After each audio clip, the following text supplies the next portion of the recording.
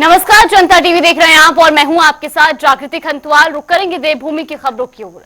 मुख्यमंत्री पुष्कर सिंह धामी ने नई दिल्ली में प्रधानमंत्री नरेंद्र मोदी से मुलाकात की। उन्होंने पीएम मोदी को तीसरी बार प्रधानमंत्री बनने पर बधाई दी और इस दौरान मुख्यमंत्री ने उन्हें उत्तराखंड के प्रसिद्ध मंदिर महासू देवता की प्रतिकृति और बद्रीनाथ धाम की प्रसाद सामग्री और साथ ही शॉल भी भेंट की। मुलाकात की तस्वीरें भी आपको दिखा रहे हैं टीवी स्क्रीन पर।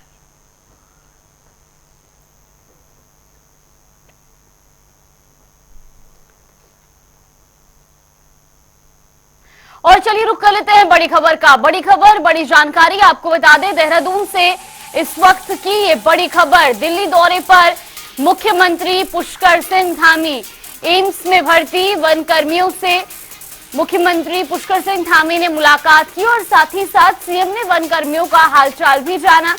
आपको बता दें कि वनाग्नि हादसे में वन कर्मी गंभीर रूप से झुलसे थे, जिन्हें फिलहाल एम्स में इलाज के लिए भर्ती करवाया गया। तो वहीं मुख्यमंत्री पुष्कर सिंह धामी भी एम्स अस्पताल पहुंचे और वहां पहुंचकर उन्होंने वन अग्नि के हादसे में झुलसे वन कर्मियों का हालचाल भी जाना। इस वक्त की बड़ी खबर, बड़ी जानकारी। मुख्यमंत्री पुष्कर सिंह धामी दिल्ली दौरे पर हैं और इस दौरान उन्होंने एम्स में भर्ती वन कर्मियों से मुलाकात कर उनका हालचाल जाना है। तो वन अग्नि हादसे में ये वन कर्मी झुलसे थे, जिन्हें इसके बाद अस्पताल में इलाज के लिए भर्ती करवाया गया। आपको बता दें कि वन कर्मी जो हैं उन्हें एम्स अस्पताल में भर्ती करवाया गया और इस दौरान मुख्यमंत्री पुष्कर सिंह धामी भी एम्स पहुंचे और वहां पर उन्होंने वन कर्मियों से मुलाकात की और साथ ही उनका हालचाल भी जाना। तो इस वक्त की ये बड़ी खबर, बड़ी जानकारी आपको बता रहे हैं। दिल्ली दौरे पर उत्तराखंड के मुख्यमंत्री पुष्कर सिंह धामी, इस वक्त की ये बड़ी खबर आपको बता रहे हैं, जहां मुख्यमंत्री पुष्कर सिंह धामी ने एम्स अस्पताल पहुंचकर वन अग्नि में झुलसे वन कर्मियों से मुलाकात की। दरअसल आपको बता दें कि उत्तराखंड में इन दिनों कई इलाकों में वन अग्नि की घटनाक्रम देखने को मिल रहा है और इसी कड़ी में कुछ वनकर्मी जो हैं वो वन अग्नि हादसे में झुलसे थे, जिसके बाद अब उन्हें उनका हालचाल जानने के लिए मुख्यमंत्री पुष्कर सिंह धामी भी अस्पताल पहुंचे और उनका हालचाल जाना।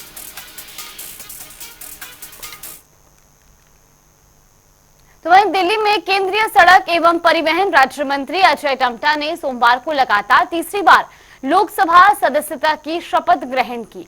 अल्मोड़ा पिथौरागढ़ से लोकसभा सीट से अजय टम्टा तीसरी बार सांसद चुने गए हैं। आपको बता दें कि टम्टा उत्तराखंड से इकलौते केंद्रीय मंत्री हैं।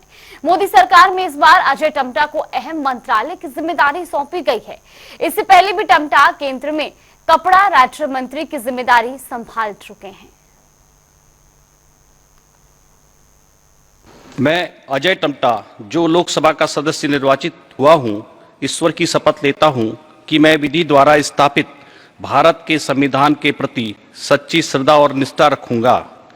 मैं भारत की प्रभुता और अखंडता अक्षुण्ण रखूंगा तथा जिस पद को मैं ग्रहण करने वाला हूं, उसके कर्तव्यों का श्रद्धापूर्वक निर्वहन करूंगा। 2 दिन तक बद्रीनाथ विधानसभा में प्रवास पर रहे प्रदेश अध्यक्ष महेंद्र भट्ट ने दावा किया है कि उपचुनाव में दोनों ही सीटों पर भारतीय जनता पार्टी के प्रत्याशियों की भारी बहुमत के साथ जीत होगी। उन्होंने कहा कि दोनों ही सीटों पर पार्टी के कार्यकर्ता जुट गए हैं और 26 जुलाई के बाद स्टार प्रचारक भी इन दोनों सीटों पर प्रचार करने पहुंचेंगे। भारतीय जनता पार्टी संगठन आधारित पार्टी है। भारतीय जनता पार्टी के कार्यकर्ता चुनाव में लग चुका है। कुछ बातें बीच में निकल जाती हैं, हमने उनके समाधान को आगे बढ़ाई है।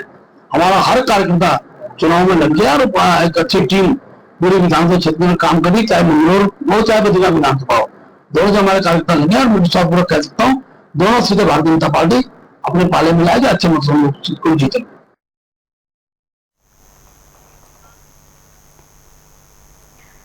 कैबिनेट मंत्री सतपाल महाराज ने 18,000 फीट की ऊंचाई पर ओल्ड लिपुलेख पहुंचकर चीन में स्थित कैलाश पर्वत के दर्शन किए और कहा कि कैलाश दर्शन के लिए चीन जाने की जरूरत नहीं, अब भारत से ही दर्शन किए जा सकते हैं। आपको बता दें कि सतपाल महाराज इस ऊंचाई पर पहुंचने वाले पहले मंत्री हैं। तो वहीं कैलाश दर्शन में सतपाल महाराज के साथ उनकी धर्मपत्नी और पूर्व कैबिनेट मंत्री अमृता रावत भी मौजूद रही।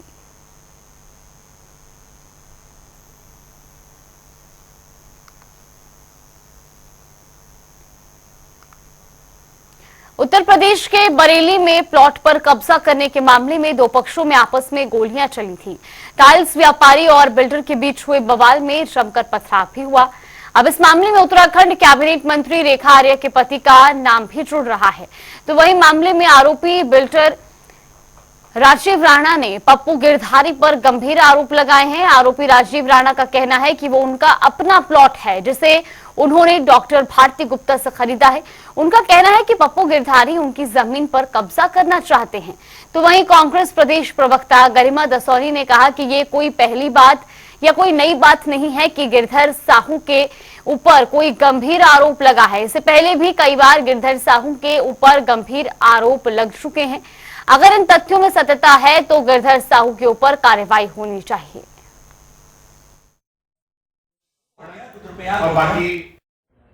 नहीं है कि गिरधर साहू पर कोई बड़ा आरोप लगा हो। कुछ दिनों पहले आपको याद होगा कि योगी सरकार ने उनके खिलाफ एनबीडब्ल्यू भी जारी किया था, लेकिन जैसे ही उत्तर प्रदेश की भाजपा सरकार को पता चला कि उत्तराखंड भाजपा सरकार में गिरधर साहू की धर्मपत्नी मंत्री हैं, तो वो पूरा मैटर दबा दिया गया और अंडर द कारपेट पुश कर दिया गया। एक तरफ जीरो टॉलरेंस की बातें होती हैं, दूसरी तरफ भ्रष्टाचार मुक्त करने की बात होती है, भ्रष्टाचार पर नकेल कसने की बड़ी बड़ी बातें भाजपा सरकारों में होती है। लेकिन बात जब अपने मंत्री और उनके पति पर आए तो फिर वो भ्रष्टाचार पता नहीं कहां गायब हो जाता है। ऐसे में ये बड़ा आरोप किसी राणा ने लगाया है गिरधर साहू के ऊपर, और अगर इसमें जरा भी सत्यता है तो कठोर से कठोर कार्रवाई गिरधर साहू पर होना चाहिए। तो वहीं प्रदेश के मुख्यमंत्री ने प्रदेश के विकास खंडवार हाई स्कूल और इंटरमीडिएट के टॉपर 5 छात्र छात्राओं को भारत दर्शन शैक्षणिक भ्रमण कार्यक्रम में सम्मिलित किए जाने की स्वीकृति प्रदान की है। पहले ये संख्या विकास खंडवार 2 छात्राओं को दी जाती थी, लेकिन आपको बता दें कि 10वीं और 12वीं के टॉपर्स को हर साल अब ये मौका दिया जाएगा।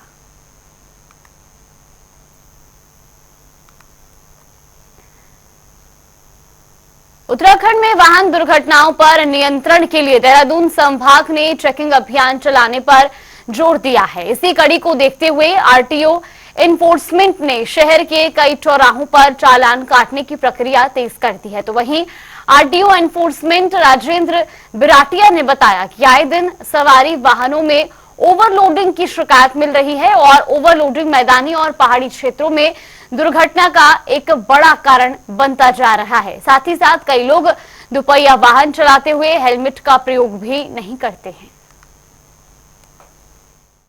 2 तरीके से काम कर रहा है। पहला काम तो हम प्रवर्तन कार्रवाई के माध्यम से करते हैं और दूसरा बहुत इंपॉर्टेंट काम जो हमें सौंपा गया है वो है रोड सेफ्टी का। तो परिवहन विभाग एक और तरीके से चालानी कार्रवाई करता है। दूसरा आजकल जो है जनता को जागरूक करने का काम भी परिवहन विभाग कर रहा है, जिसमें जो है परिवहन विभाग के द्वारा जो है पिछले वित्तीय वर्ष में जो है लगभग 21,000 के आसपास चालान किए गए होंगे और साथ साथ हमने जो है इसमें 450 के आसपास वाहन भी बंद किए हैं। दूसरी ओर हम लोग इस रोड सेफ्टी के माध्यम से जो है जनता को जो भी चालान की कार्रवाई करते हैं उसके साथ आम जनता को जागरूक भी करते हैं कि वो अपने जो भी ऑफेंस करते हैं तो उनको जो है दोहराए ना। तो इसके लिए हम प्रॉपर काउंसलिंग करते हैं, उनको रोड सेफ्टी की जो है कई बार जो है वर्कशॉप लगाते हैं।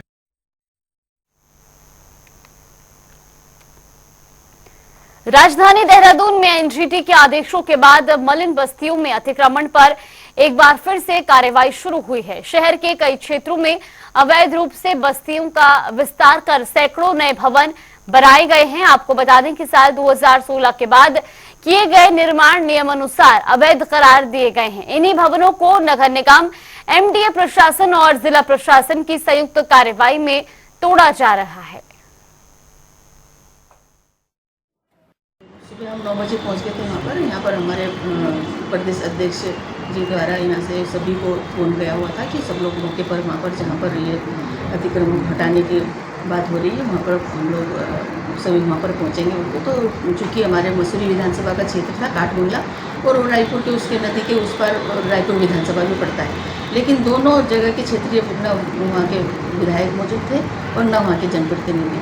और हम लोग वहाँ पर हम लोग का कहना का तात्पर्य ये है कि अगर वो क्षेत्र अवैध था तो वहाँ पर रोड क्यों बनवाया गया, क्यों पानी बिजली का कनेक्शन दिया गया, क्योंकि विकास कार्य हम लोग पूर्ववर्ती सरकार ने भी वहाँ पर विकास कार्य कराया हम लोगों के माध्यम से, वहाँ पर विकास कार्य। तो उसी समय टेक्निकली जो क्षेत्र जो संबंधित विभाग के लोग थे उन लोगों को उस समय हम लोगों को मना कर देना चाहिए था कि यहाँ पर विकास कार्य नहीं होगा, क्योंकि ये बाद में टूट सकता है।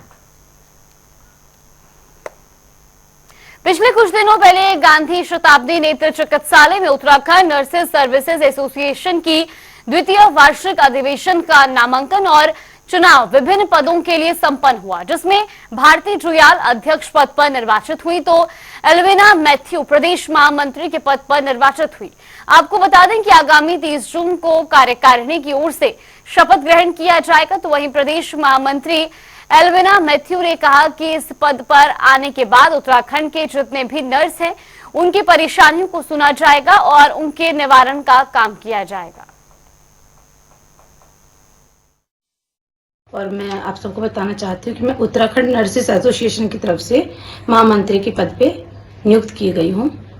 और मैं आपसे ये बताना चाहती हूँ कि जब मैं इस पद पे आई हूँ तो मैं ये सोच के आई हूँ कि मैं लोगों के लिए, जो हमारी नर्सेज एसोसिएशन के अंतर्गत जितनी भी नर्सेज आती हैं, सारे उत्तराखंड के मेरे भाई बहन, उन सब के लिए मैं उनकी प्रॉब्लम्स के लिए कार्य कर सकूं, जितनी भी उनकी समस्याएं हैं। उसमें सबसे पहले हमारा एक जो हमारी सीनियर सिस्टर्स हैं उनकी सबसे बड़ा वेतन विसंगति का समस्या हमारी सबसे बड़ी पहली समस्या है। उसके लिए मैं सबसे पहले चाहती हूँ कि मैं उन लोगों की समस्याओं को सुधारूं, क्योंकि अब वो रिटायर होने वाली है एक 2 साल बाद, तो उससे पहले मैं उनके लिए ये कार्य करना चाहती हूँ।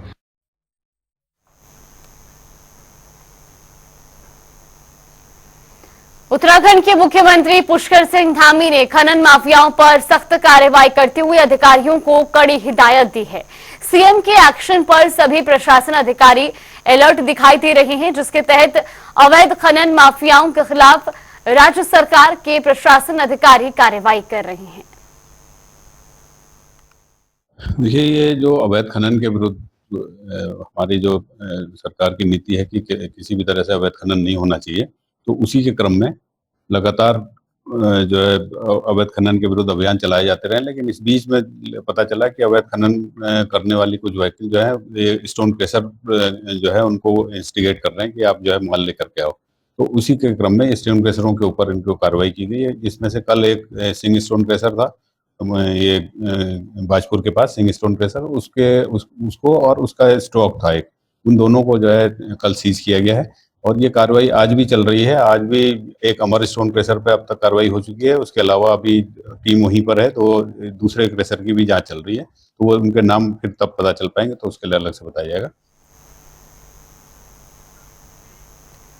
तो वहीं हरिद्वार जिले के बादराबाद क्षेत्र में खनन माफियाओं की पोकलैंड मशीन नदी का सीना चीरकर अब किसानों के खेतों तक पहुंचने लगी है।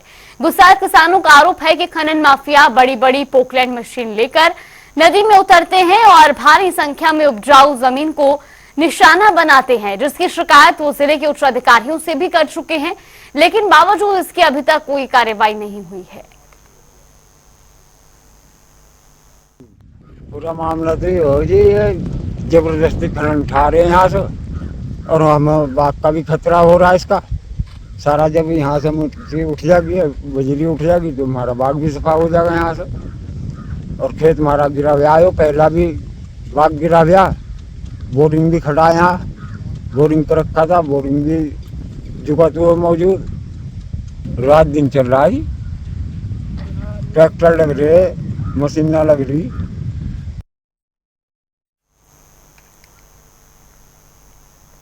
ट्रांसपोर्ट यूनियन के आरटीआई एक्टिविस्ट ने भ्रष्टाचार के खिलाफ आरटीओ अधिकारी का पुतला फूंका और निलंबन की मांग की। आपको बता दें कि इससे पहले भी आरटीओ अधिकारी पर कई भ्रष्टाचार के मामले सामने आ चुके हैं। शिकायत के बाद अब तक कोई कार्रवाई नहीं की गई है, जबकि अधिकारियों के खिलाफ कई धाराओं में एफआईआर भी दर्ज है। और फिलहाल ये तस्वीरें जहां पर साफ तौर पर ट्रांसपोर्ट यूनियन का अधिकारी का पुतला भी फूंका गया है। हमारा आरटीओ ने हमने भ्रष्ट अधिकारी का पुतला फूंका है। आपने देखा होगा हमारे द्वारा जो है कई बार जो है यशस्वी मुख्यमंत्री जी को भी जो है हमारे द्वारा साक्ष्यों के साथ पत्र दी गई, जिसमें उनके द्वारा जो है जांच कराई गई इस पे, लेकिन जांच जो है परिवहन मुख्यालय में जाकर जांच दबा दी गई। अभी आपने देखा होगा एक अभी गंभीर धाराओं में इनके खिलाफ मुकदमा दर्ज हुआ है।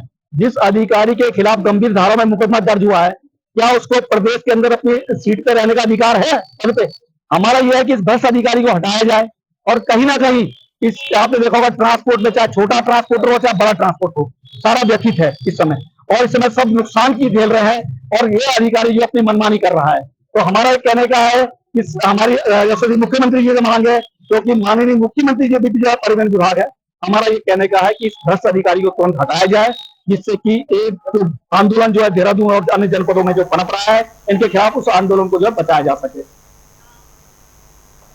नैनीताल में एचएमटी फैक्ट्री के पास के जंगलों में बाघ देखे जाने से हड़कंप मच गया है, जिसके बाद इलाके में दहशत का माहौल है। बाघ का वीडियो तेजी से सोशल मीडिया पर वायरल हो रहा है। ग्रामीणों की सूचना के बाद वन विभाग की टीम भी अब जांच में जुट गई है। दिक्कत तो यही है सर, क्या कहते हैं, रोज का आना जाना लगा रहता है उसका, और आए दिन दिखाई दे रहा है। कभी हमें भी दिखता है और कभी आने जाने वाले जितने भी हैं उन सबको दिखाई दे रहा है, लेकिन डर का माहौल बना ही रहता है। लेकिन वैसी कोई सुरक्षा मतलब है नहीं कि हम क्या कहते हैं रोज़ अपना सही से आ जा सकें। कभी रोडों में दिखाई दे रहा है, कभी झाड़ियों के बीच में बैठा रहता है, हर जगह लेकिन डर का माहौल है।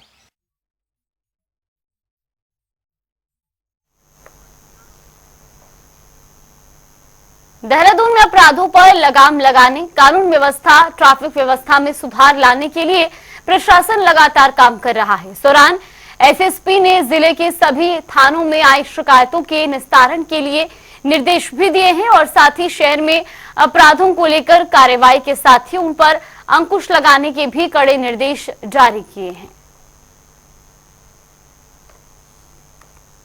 मंथली अपराध गोष्ठी का आयोजन किया गया था, जिसमें सर्वप्रथम जो माह में जो अच्छा काम करने वाले अधिकारी कर्मचारी उनको सम्मानित भी पुरस्कृत किया जाता है। साथ ही साथ अपराध गोष्ठी में जो भी हमारे हीनियस ऑफेंस के पेंडिंग है उसकी समीक्षा करना, खासकर जो हमारे एनडीपीएस और साइबर के केसेस हैं उनमें क्या प्रगति चल रही है, यातायात प्रबंधन, चालान के ऊपर, एक्सीडेंट्स जो हमारे हो रहे हैं उस पर उसके कारणों की खोज और उसका निवारण, तो हर बिंदुओं पर इसमें चर्चा की गई अपने अधिकारी कर्मचारियों के साथ। और जो थानावार जो अपराध घटित है उनके जल्दी जल्दी अनावरण होना, साथ ही साथ जो व्हाइट कॉलर अपराध हैं, खासकर जो 420 के मामले जो बढ़ रहे हैं जमीन की धोखाधड़ी के, उनमें प्रभावी कार्रवाई करना और विगत कुछ माह में जो सनसनीखेज अपराध हुए हैं उनमें अच्छी पैरवी करके और जल्दी जल्दी चार्जशीट करने के लिए सभी को निर्देश दिए गए। तो अपराध गोष्ठी में देखा जाए तो समस्त जो जिले की जो कानून व्यवस्था को लेकर, अपराध को लेकर, यातायात प्रबंधन को लेकर और इस तरह के जो अपराधी सक्रिय हैं उन पर कैसे कार्रवाई की जाए, सत्यापन अभियान को कितना बढ़ाया जाए और बाहरी जो संदिग्ध व्यक्ति हैं उनका सत्यापन कर उन पर कार्रवाई की जाए, इन्हीं सभी विषयों पर सभी को निर्देश निर्गत किए गए हैं। यमुना नदी का जल हर जगह पर प्रवाहित होता है, लेकिन क्या आप जानते हैं कि वास्तव में मां यमुना कहां से निकलती हैं? आज हम आपको इसके पूरे अस्तित्व के बारे में बताएंगे। तो चलिए आज हम इन्हीं पवित्र धाम यमुनोत्री से जुड़े इतिहास को बताते हैं। अद्भुत अलौकिक यमुनोत्री 4 प्रतिष्ठित हिंदू तीर्थ स्थलों में से, जहां से होती है 4 धाम यात्रा की शुरुआत। यमुनोत्री धाम दर्शन और मंदिर का इतिहास। यमुनोत्री धाम अपने आप में एक बड़ी मान्यता रखता है, जो 4 धाम तीर्थ यात्रा का एक हिस्सा है। यहीं से 4 धाम की यात्रा शुरू होती है। आपको बता दें कि यमुना नदी का स्रोत उत्तरकाशी में गढ़वाल में स्थित है और ये गढ़वाल हिमालय में 3293 मीटर की ऊंचाई पर स्थित है। यमुनोत्री मंदिर का इतिहास। मां यमुनोत्री के मंदिर का इतिहास बताने से पहले हम आपको बता दें कि यमुनोत्री मंदिर गढ़वाल हिमालय के समुद्र तल से काफी ऊंचाई पर मौजूद है। बता दें ये लगभग 3235 मीटर की ऊंचाई पर स्थित है। शुरुआत में मंदिर को टिहरी नरेश ने 1839 में बनवाया था, लेकिन दुर्भाग्यवश यमुनोत्री की बाढ़ की चपेट में आ गया था, जिसके बाद मंदिर का निर्माण पूर्ण रूप से 19वीं शताब्दी में जयपुर के महारानी गुलारिया और टिहरी गढ़वाल के राजा प्रतापगढ़ ने अपनी पूरी निष्ठा और भक्ति के साथ पूरा कराया। यमुनोत्री धाम की यात्रा का महत्व। किसी भी यात्रा के पीछे कई सारे कारण और कथाएं छिपी होती हैं। ऐसे ही मां यमुनोत्री के धाम की यात्रा का महत्व है, जिसके अनुसार कहा जाता है कि सूर्य देवी की पुत्री यमुना और पुत्र यमराज है। जब मां यमुना नदी के रूप में पृथ्वी पर बहने लगी तो उनके भाई यमराज को मृत्यु लोक दिया गया। मां यमुना ने भाई दूज का त्योहार मनाया। यमराज ने बहन यमुना की बात को सुनकर वरदान दिया कि जो भी तेरे पवित्र जल में स्नान करेगा वो यमलोक का रास्ता कभी नहीं देखेगा। इसीलिए कहा जाता है कि जो भी मनुष्य यमुना के पवित्र जल में स्नान करता है तो वो अकाल मृत्यु के भय से दूर हो जाता है और मोक्ष को प्राप्त होता है। इसीलिए यहाँ हजारों से भी ज्यादा की संख्या में भक्त आते हैं। यमुनोत्री के कपाट खुलने का समय। पहाड़ों में बसी यमुनोत्री मंदिर में आने और जाने का समय निर्धारित है। ऐसा बिल्कुल नहीं है कि कोई किसी भी समय आ जा सकता है। इसीलिए मंदिर के कपाट खुलने का समय तय है।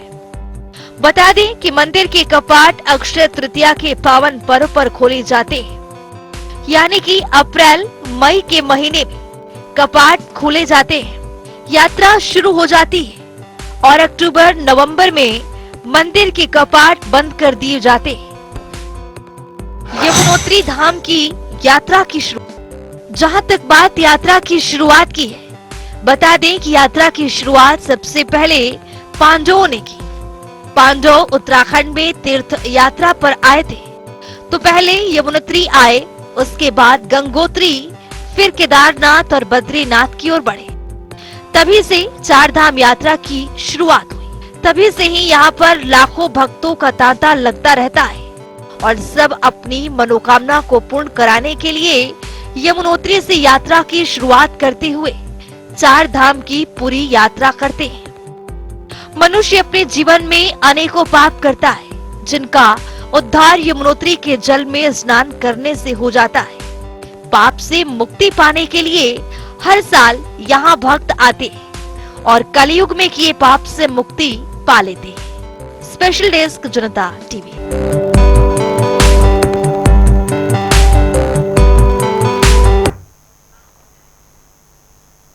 चलिए देवभूमि की खबरों में फिलहाल के लिए बस इतना ही। यहाँ पे रुकते हैं छोटे से ब्रेक के लिए।